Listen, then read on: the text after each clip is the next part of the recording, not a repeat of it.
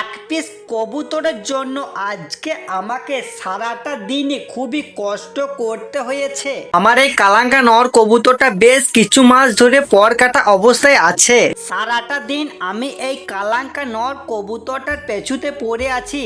সকাল থেকে সন্ধে হয়ে গেছে, তাও আমি কবুতরটা না পারছি ধরতে, না যাচ্ছে আমার বাড়ি। এর জন্য খুবই টেনশন হচ্ছে আমার। সকাল থেকে বিকাল হয়ে গেছে, তাও কবুতরটা বাড়ি ফিরছে না বা আমাদের হাতে ধরাও দিচ্ছে না। হালকা হালকা সন্ধে লেগে গেছে। এই সময় আমরা তিনজনে মিলে কবুতরটা ধরার খুবই চেষ্টা করছি। কবুতর ধরার ফাঁদ দিয়ে সবার প্রথম কেটা চেষ্টা করলো যে কবুতরটা ধরবো, কিন্তু কবুতরটা ধরতে পারলো না। তারপর আমি চেষ্টা করছি আস্তে আস্তে।